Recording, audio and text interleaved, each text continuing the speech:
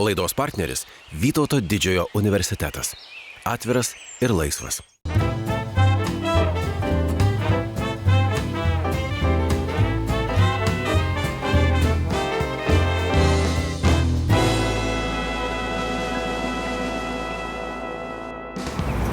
Sveiki, šiandien noriu pristatyti Jums Darių Mockų. Gimė jis 1965 metais Vilniuje. Verslininkas. Baigė Vilniaus universitetą ekonomikos specialybę ir jau nuo 1990 metų vadovauja įvairioms bendrovėms. 2000 metais jis įkūrė koncerną MG Baltic. Ir šiandien šis koncernas yra vienas stipriausių ūkio subjektų Lietuvoje. Beje, koncernui taip pat priklauso ir televizijos kanalas, kuriuo jūs matote pasivaikščiojimų laidą. Įvedus Dariaus Mockaus pavardę, internetas pateikia daugiau kaip 100 000 rezultatų. Jis yra vienas turtingiausių ir įtakingiausių žmonių Lietuvoje. Todėl šiandien aš noriu pakviesti jį pasivaikščioti.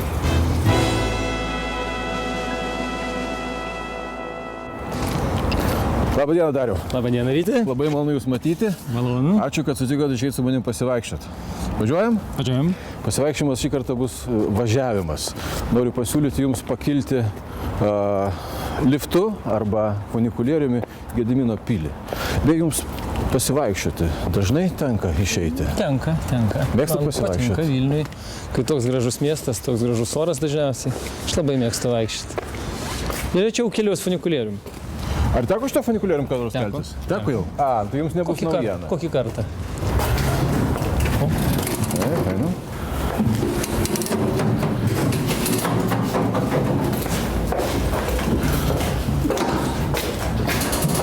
Mes kelsimės 40 sekundžių. Dabar, kai žiūrite į savo karjerą, į savo gyvenimą, nėra tokio jausmo, kad jis prabėgo kaip 40 sekundžių? Na, kad bėga greitai, tai čia be abejonės. Dabar aš tik tai negaliu susigaudyti, kurie čia greičiausi metai. Turbūt lėčiausiai bėgantis buvo mokslai viduriniai. Po to tempas yra kažkoks ypatingas. Mes kylam į pilį. Kas Jūsų pilis yra? Kas Jūs veda? Kas Jūs motyvuoja? Vis dar. Tai nesustojamas procesas, tai yra visada tikslai, kurios motyvuodamasis save gali kelti ir jų siekti. Aš kaip nuo vaikystės sportuoju, tai vis ką nors sugalvoti įdomesnio, kas būtų prasminga, ką būtų prasminga pasiekti. Žinot, jeigu aš Jūsų nepažinočiau, spręsčiau tik iš Jūsų išvaizdos, tai aš sakyčiau, kad Jūs muzikantas, o ne verslininkas. Na, su muzika aš turiu turbūt patį mažiausią kontaktą. Esu absoliutus bebalsis, absoliutus beklausis, bet muziką mėgstu. Tai kaip vartotojas, tik tai. Kokie muzikiniai stiliai Jums artimiausia? Žinot, su tais muzikiniais stiliais, man atrodo, nežinau, bent jau aš esu užstrigęs tuose stiliuose, kurie kažkada, kai buvai labai ten aršus paauglys, kada buvo imliausias muzikai, tarp kokių 12-18 metų.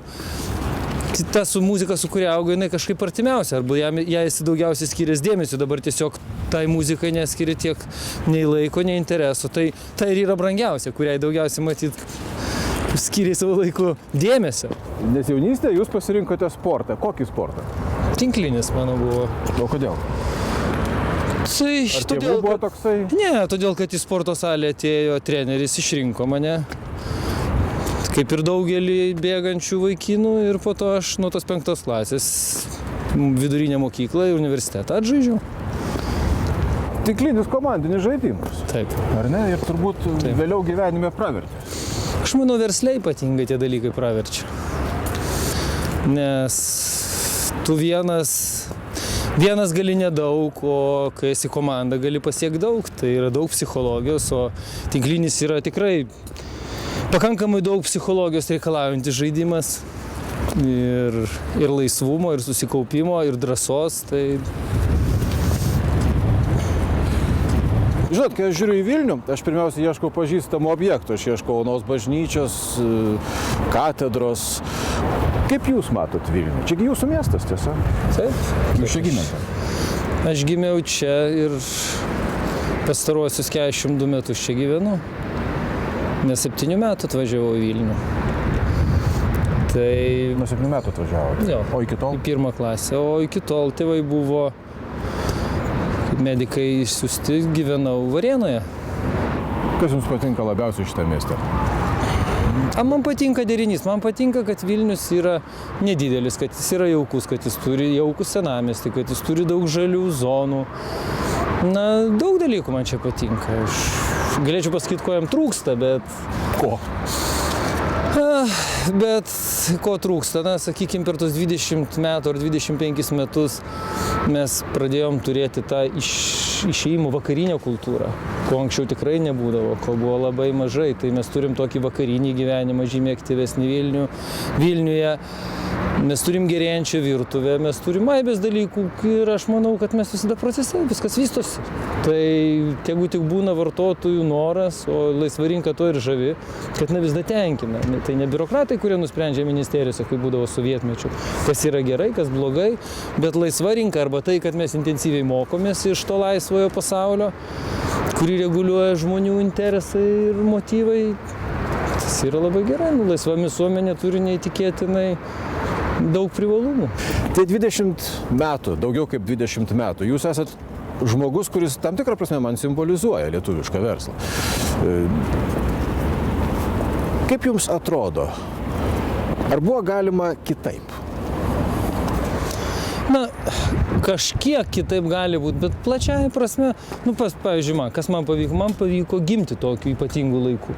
Man pavyko gimti tada tokiu metu, kai prasidėjo valstybės, senos totalitarinės valstybės griūtis ir mušėsi laisvės demokratijos daigai ir mes kūrėm naują ekonomiką. Mes ėjom naujų kelių, kur privati iniciatyva yra ekonomikos pamatas ir ta prasme man labai pavyko, nes mes daug dalykų darėm ką pirmieji, to ko tikrai nebuvo.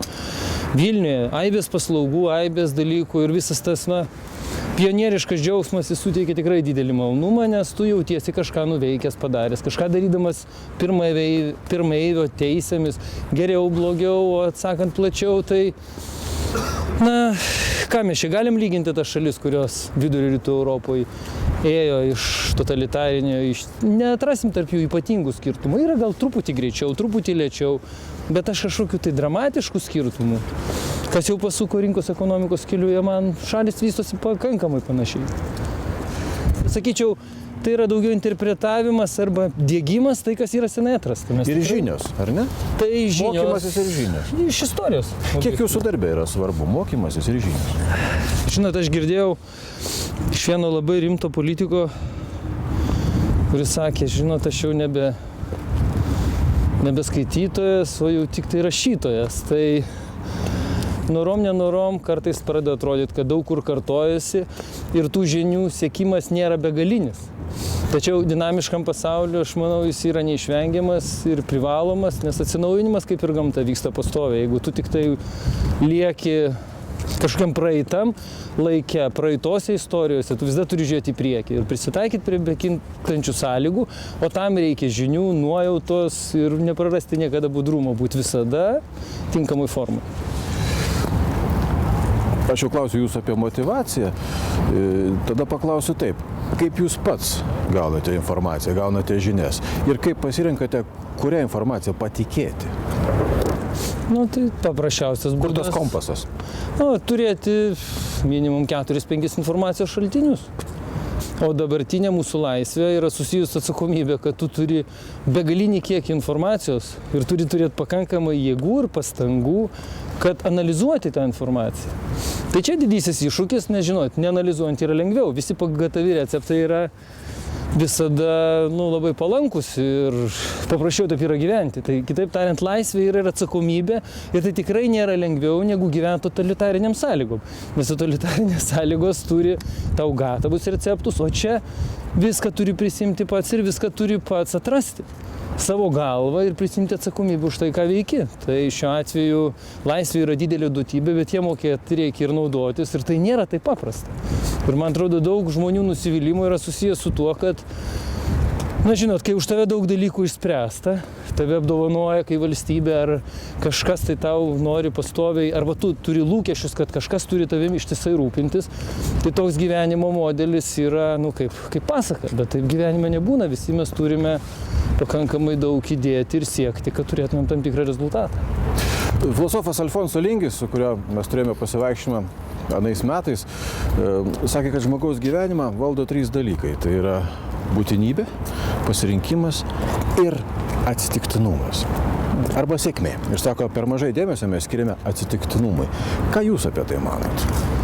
Žinot, kaip yra, gyvenime yra tam tikros palankios aplinkybės, yra tam tikri iššūkiai ir tu papuoliai tam tikras situacijas, tu galėtum jas nepatekti ir turėti mažiau galimybių, bet žinot, tos aplinkybės gali tave ir sunaikinti. Nes kuo daugiau rizikos, tuo daugiau galimybių, žinot, ir patirti žiaurių ir dramatiškų nesėkmių, o kas versle yra visada rizika, kaip ir sėkmė eina visada greta. Rizika susijusi su aistra. Ar jūs aistringas žmogus? Žinot, ta aistra, aš nežaidžiu kazino. Jeigu galima pasakyti tai, kad tai man nėra aistra, sakykime, lošimuose uždirbti pinigus, tačiau darant tam tikrus projektus, siekiant tam tikrų tikslų, kurių versle... Bet lošimų verslų užsiimti galėtumėt? Negalėčiau. Man jis yra, vadinkim, nenoriu apkalbėti, yra verslų, kuriais niekados neužsiimčiau, nes tai nėra, kad verslininkas jis užsiėmė bet kuo. Jis užsiėmė šiandien nekilnojamų turtų, rytoj prekyba, raibės dalykų, tai nebūtinai bus sėkmės forma. Mes visi intuityviai jaučiam, matyt, kaip ir, tarkim, ar dainininkai, ar aktoriai turi savo žanrą, taip ir versle. Aš drįsčiau teigti, kad yra tam tikros sferos ar tam tikros patirtis, kuriuose tu gali būti žymiai sėkmingesnis negu kitose. Ir čia aibės dalykų. Tau nepatinka tas verslas, sakykime, tau nepatinka aibės dalykų, dėl ko tu nesirenki vieno, renkiesi kitą. Ar jūs turite savo atsakymą, kodėl vieni žmonės gali užsimti verslu, kiti ne? Vienas trumpesnių atsakymų yra, žmonės netolygiai ir nevienodai toleruoja rizikos laipsnį.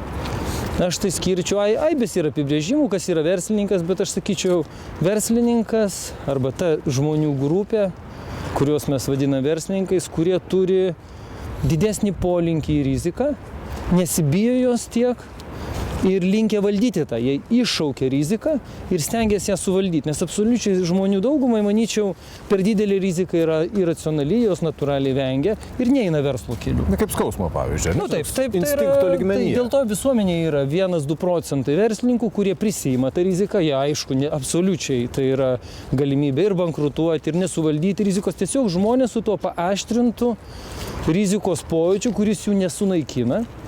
Jų kažkaip tai nesuspaudžia, jie nesijaučia dėl to ypatingai blogai. Tai yra jų pakankamai normali būsena arba tam tikras adrenalino poreikis, tai jų yra narkotizuojantis poveikis. Kad tose sąlygose tu jaukies normaliai, tu jautiesi savo tauriai. Tai aš taip matau, čia mano požiūris, kaip tai atrodo.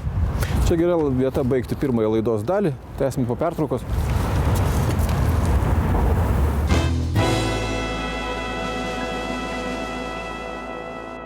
Laidos partneris Vytauto didžiojo universitetas.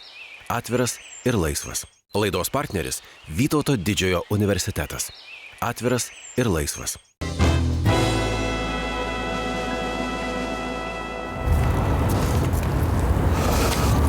Pradėdamas antrąją dalį, aš noriu jūsų paklausti štai ko. Jūs esate vienas turtingiausių ir, mano supratimu, vienas įtakingiausių dėl to žmonių Lietuvoje. Ar jaučiate savo galią? Pradėkim turbūt nuo to, kad aš nesijaučiu esantis nei įtakingiausias, nei turtingiausias. Vienas iš.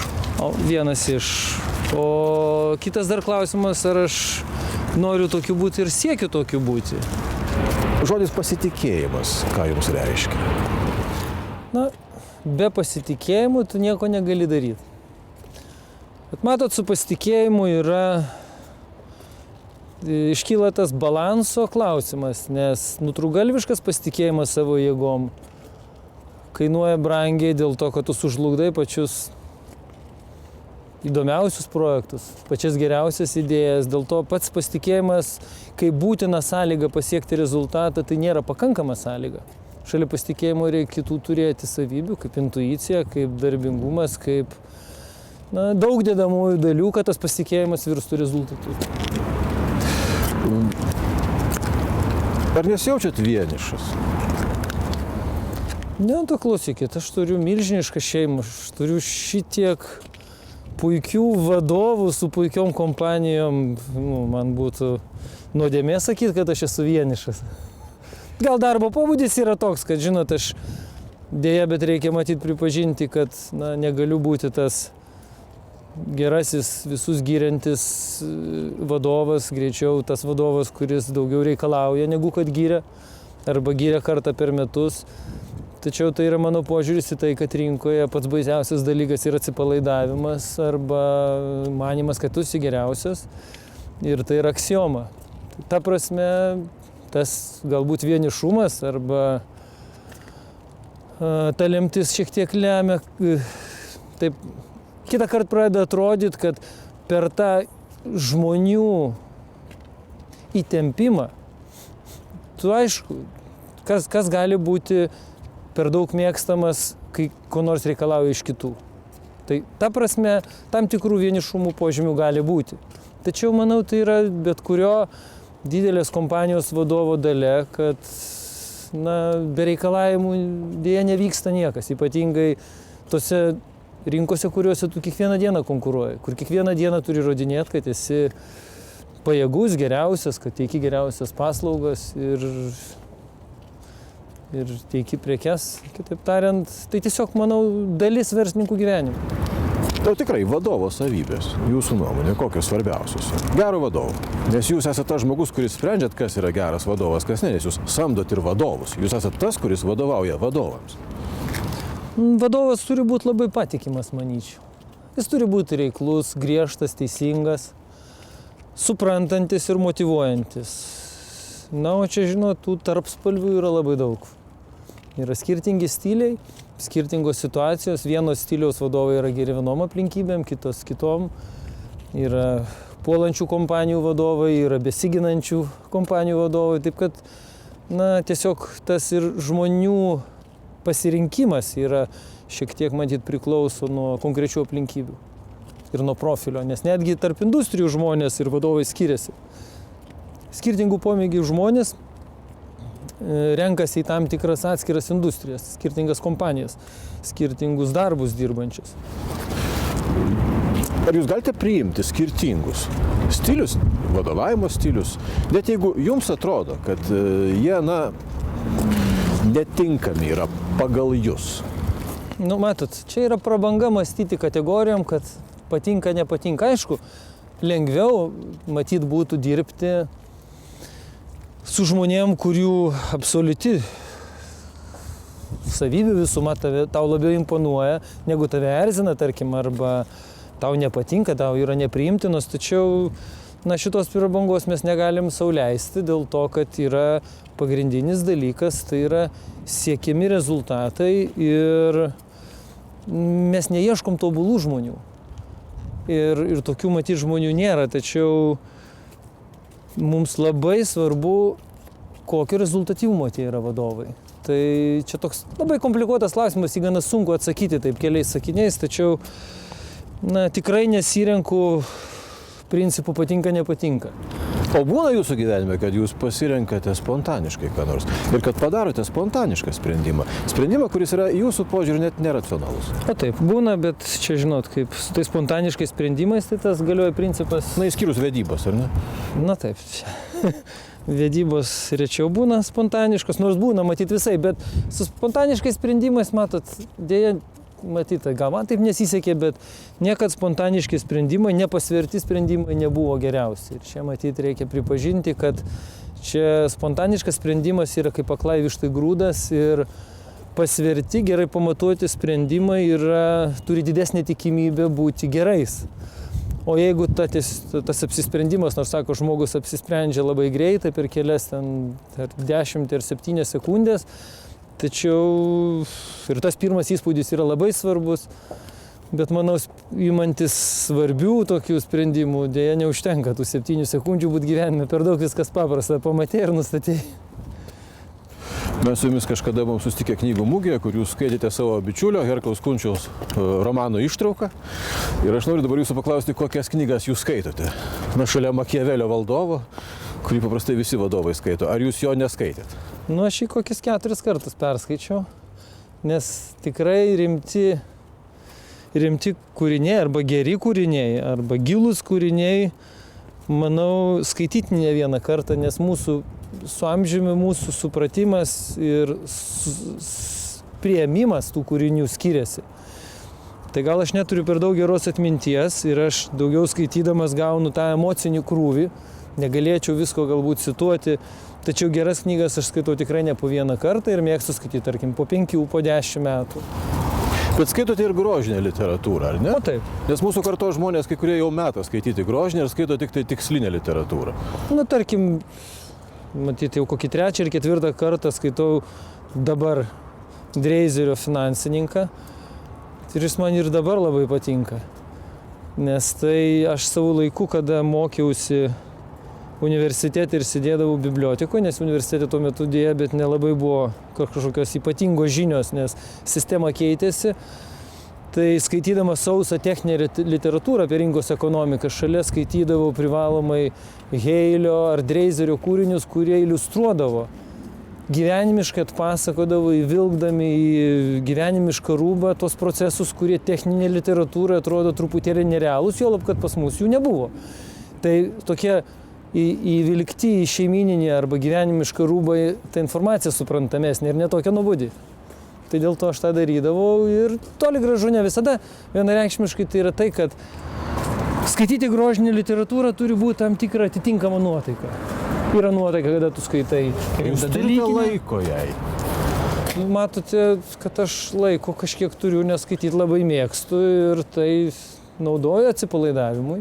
Galbūt net ne užsikrovimui, bet daugiau išsikrovimui. O kinas? Na, aš turiu paklausti. Kinas, man patinka geras kinas ir aš žiūriu nemažai, bet žinot, kaip būna su kinu, jeigu tu pažiūri kelis labai gerus filmus, pagauni labai didelį azartą ir tada stengiasi daug žiūrėti, bet užtenka pamatyti kelis labai prastus filmus, tada entuziazmas kaip ir kinams, taip ir spektakliam labai slūgsta. O nebūna, žiūrint prastą kiną, minties, kad na, galų gale aš imsiuos kino verslo ir padarysiu čia vieną kartą? Ne, čia, žinot, čia visi turi daryti savo darbus. Aš tai manau, kad čia kino kūrimas ir verslas, kino pramonė yra atskiras dalykas ir atskiras verslas. Mes ten nebuvom ir ko gero nebūsim. Jeigu apie jūsų gyvenimą reikėtų kurti filmą, koks tai būtų žanras pirmiausia? O niekad nesusimaščiau. Tai dabar gera vieta ir laikas. Nu, kad aš tom kategorijom nelabai mąstau, žinot, čia gyveni ne tam, kad apie tai kurtų filmus, tiesą pasakius. Gyveni tam, kad mes tokį šūkį turim įmonėse. Gyventi įdomi ir prasmingai, o jeigu tu gyveni įdomi ir prasmingai, tu pats gyvenimas, pats procesas yra malonus užsiėmimas.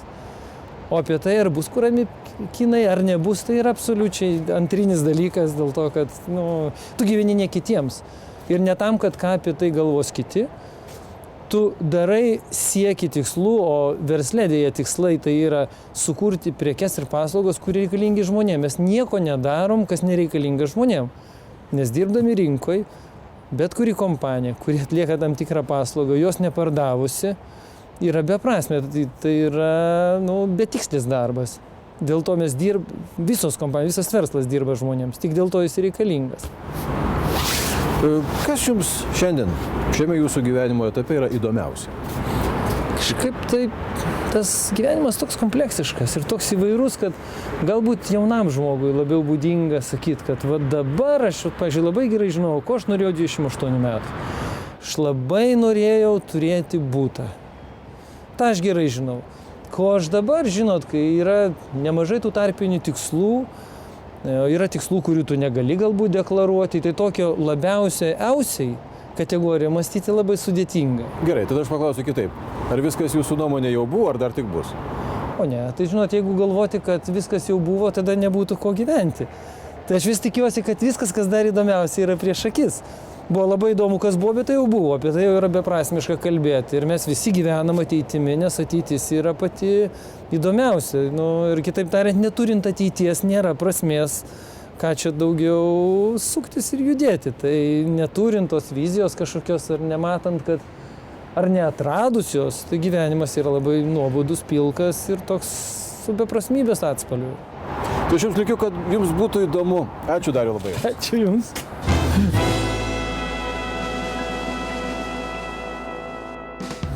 Gyvenime esu nepataisomas optimistas. Dėl to, manau, mūsų visuomenėje tvyrantis didelis nepasitenkinimas tai nėra tik blogai. Tai yra mūsų privalomas progreso variklis, nes tik nepatenkinti žmonės turi ir nori kažką keisti, nes nori gyventi geriau.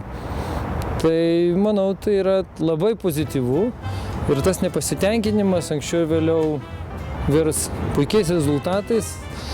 Prisimenant, ką Lietuva pasiekė per pastaruosius 23 metus, tai yra tikrai daug ir linkiu visiems žvelgti ateitį optimistiškiau. Laidos partneris Vytauto didžiojo universitetas. Atviras ir laisvas.